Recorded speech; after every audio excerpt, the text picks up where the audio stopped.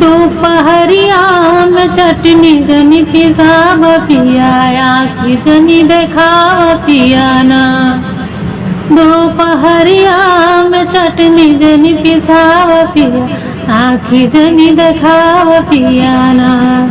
आँखी जनी देखाव पिया, आँखी जनी देखाव। दोपहरिया में चटनी जनी पिसाव पिया, आँखी जनी देखाव पियाना। आँखी जनी देखाव पियाना। लोगवा करे जब आराम, बढ़ी जाला तोहरो काम। लोगवा करे जब आराम, बढ़ी जाला तोहरो काम। लोगवा करे जब आराम, बढ़ी जाला तोहरो काम। मुसहनिया के जैसे ना खटाव पिया, आँखी जनी देखाव पियाना। मुसहनिया के जैसे जनी खटाव पिया, आँखी जनी देखाव पियाना। दोपहरिया में चटनी जनी पिसाव पिया, आँखी जनी देखाव पियाना।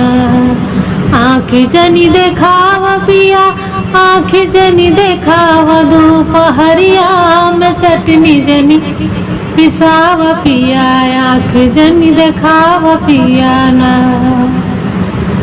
नैहर के रहली राम रानी, हवा भैली नौकरानी। नैहर के रहली हम रानी, हवा भैली नौकरानी। नैहर के रहली रानी, हवा भैली नौकरानी। राजा जैसे हुक्म जनी चलाव पिया, आँखी जनी देखाव पियाना। राजा जैसे हुक्म जनी चलाव पिया, आँख जनी देखाव पियाना। दोपहरिया में चटनी जनी पिसाव पिया, आँख जनी देखाव पियाना। आँख जनी देखाव पिया, आँख जनी देखावा। दोपहरिया में चटनी जनी पिसाव पिया, आँख जनी देखाव पियाना।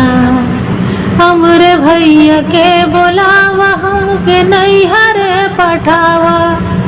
हमरे न भैया के बोलावा, हमके नैहर पठावा। हमके नैहर पठावा, हमके नैहर पठावा। तेज बोली के न हमके दबाव पिया, आँखी जनी देखाव पियाना।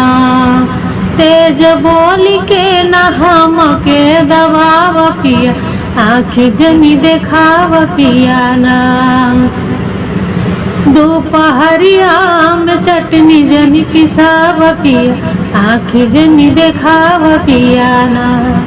आँख जनी देखाव पिया, आँख जनी देखावा। दोपहरिया में चटनी जनी पिसाव पिया, आँख जनी देखाव पिया, आँख जनी देखाव पियाना।